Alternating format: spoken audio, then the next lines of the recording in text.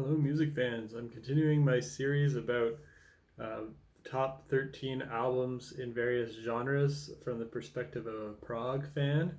And today the genre is metalcore. So, what are my top 13 favorite metalcore albums? Um, the rules for this are I don't pick two albums from any band, so limit one album per band here. And I'm going to start us off with my number 13, which is by the band For My Valentine, and the album's called The Poison. And this is from 2005. And yeah, my favorite song on here probably be Hit the Floor. It's a really catchy chorus. There's lots of catchy vocal parts on here. All these things I hate revolve around me. Suffocating under words of sorrow, tears don't fall, 4 words to choke upon, cries in vain, 10 years today. Like really, really catchy vocals. They have good guitar solos on here, good guitar riffs. And I think this is For My Valentine's best album. It's their first one. My number 12 is by the band Killswitch Engage, and the album is called As Daylight Dies. And this is their 4th album, and it's from the year 2006. And this has obviously one of the most legendary metalcore songs on here, My Curse. Great riffing, nice pinch harmonics, catchy chorus, really good song, fun to play on guitar and on Guitar Hero. I think Guitar Hero is probably where I first heard that. And other catchy songs on here like The Arms of Sorrow, This Is Absolution. The bonus track, they had a cover of the Dio song Holy Diver, which they do a pretty good job of as well. And my number 11 is by the band Spiritbox, and it's from this year. It's their album Eternal Blue. And this this is unique on the list. Actually, it's not the only one. I've got 2 female fronted bands on this list, which is not the norm for metalcore, a genre with screaming and combined screaming and singing, but here you've got that with Courtney LaPlante, who can sing really well. Some of the songs sound almost like pop, like they could be on pop radio, but she can also scream, do intense, brutal breakdown sections. So it's got a lot of those ups and downs. It's a fun ride for sure. And then my number 10, that's what I'm on now, is by the band Escape the Fate. Oh, and I think I have this one as well. Forgot to grab my prop for it. There we go. I have this one. The others I don't believe I have a copy of, but This War Is Ours by Escape the Fate. It's their 2nd album, their first to feature Craig Mabbitt as the singer. I prefer their first album, Dying Is Your Latest Fashion, but that's more of a post-hardcore album. Here they kind of went in a metalcore direction where they have verses that have kind of those typical metalcore style riffs, like As I Lay Dying kind of riffs with screaming vocals in the verses and then catchy poppy hook choruses. They've got some cool things on here that prog fans might like they have mostly the last song, It's Just Me, has like horns and kind of reminiscent of Avenged Sevenfold, a little piece of heaven with this like Broadway kind of style. And then they have some songs that are extremely heavy on here. I think my favorite song here would be the title track, This War Is Ours, subtitled The Guillotine 2, which starts with crazy, fast, sweet picking intro and just really heavy verses, very typical metalcore style riffing, and then a really catchy chorus.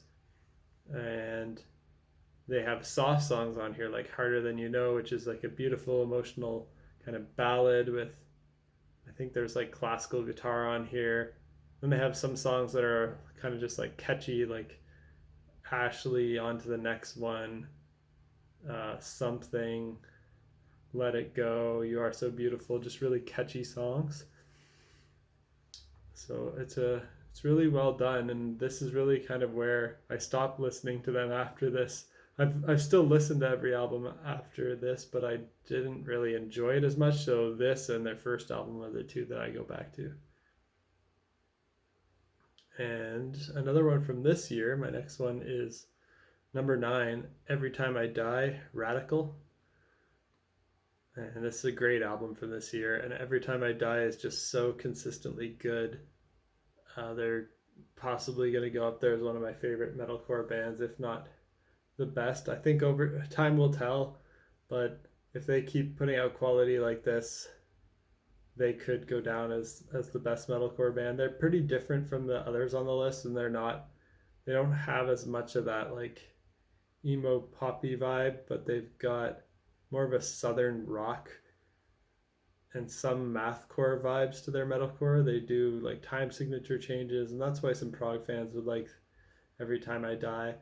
My favorite song on here would be Post Boredom, but hard to pick because they're all pretty good. All right, for another kind of mathcore one, but not enough to call it a pure mathcore album, I'm going to I Wrestled a Bear Once as the next band. They're my number 8 on the list with their album It's All Happening, which is their first full-length album. And this band, later in their career, they also have Courtney LaPlante on vocals, who was in Spirit Box. I mentioned her previously, but at this time they had a different female vocalist named Krista Cameron, who can also scream intensely and sing as well. And my favorite song on here would be You Ain't No Family. There's some crazy songs. This is also kind of a silly album, so it's not to be taken too seriously. There's weird things like the car horn from Dukes of Hazzard plays before like a breakdown. I think that's in Tastes Like Kevin Bacon. They have a song called Tastes Like Kevin Bacon. There's all sorts of weird things. If you watch the music videos for these, you can kind of get they're kind of just having a good time. It's pretty avant-garde and weird metalcore, but it's really good. And I think Prog fans could appreciate it. All right, moving on to my number 7. My number 7 pick for a metalcore album that a prog fan like myself would enjoy, and this is by the band Under Oath, and it's their album Disambiguation. I think there's also some time signature change stuff on here. This is from 2010, and it was their last album before, but they did a bit of a hiatus, but they've come back from that hiatus now. Like, I think they put out their album after this in 2018, so they did a bit of an 8-year break or so. But this album's really good. I didn't really like the album that they released after the hiatus as much, Erase Me, but this album, Disambiguation, might actually be my favorite Under Oath album, and I think I'm probably in the minority by saying that. It's not the most popular choice, but I really enjoy it. Everything on this album is solid. All right, number 6 is going to be by the band Atreyu, and the album's called The Curse. And this is from the year 2004. And prog fans will like this. It starts off with a kind of introduction 1-minute track that just kind of builds the atmosphere, then hits right into Bleeding Mascara with really fast kind of sweep picking leads, brutal verses and catchy choruses. Right Side of the Bed is the next song, really catchy as well. The Crimson's also a great song on here, really heavy. Everything on here is pretty good, pretty good riffs. Atreyu is not as strong anymore. Their output from this year kind of disappointed me. I don't even remember what it was called, but I listened to it. It was a bit disappointing. It's not like it's terrible, but it just doesn't live up to an album like The Curse, which would be my favorite album by them. Although tough to say, because the Death Grip on Yesterday that followed up The Curse is also pretty good. And I even enjoy Lead Sails and Paper Anchors, though I wouldn't call it a metalcore album. They kind of went softer and did more alternative metal type stuff, although there's still hints of that metalcore. All right, we're at the top 5 now. My number 5, great album by All That Remains. It's called The Fall of Ideals. And there's so much good guitar playing on here from Oli Herbert, who's unfortunately not with us anymore. Rest in peace, Oli. This Calling opens up the album. Really awesome, fast, just like some of the fastest double kick drum playing I had ever heard up to this point. When this dropped in 2006 and I heard this is probably the fastest double kick bass drum playing I ever heard was on this album. And yeah, every song here is a banger. The riffs are great. The guitar solos are great. There's some catchy hooks. There's screaming that's almost like death metal style screaming on the song, like The Weak Willed. The song 6 was in Guitar Hero and was really fun to play. So all around a great album. Their best album, I think. They had the next two after this were also pretty solid, but then they also unfortunately went downhill in quality. My number 4 is by the band He Is Legend, and the album's called Suck Out the Poison. And Prog fans will like this one. It's from 2006 as well. It's got some a couple like 1-minute interlude tracks to break the album maybe into like thirds or so. And there's like repeating themes across the album. There's like influence from Pink Floyd on here with female kind of type singing. What's the song? What's the Pink Floyd song where they do that? Why am I blanking on it? Is it from Dark Side of the Moon? Yeah, something on there. The Great Gig in the Sky, maybe? That's probably it.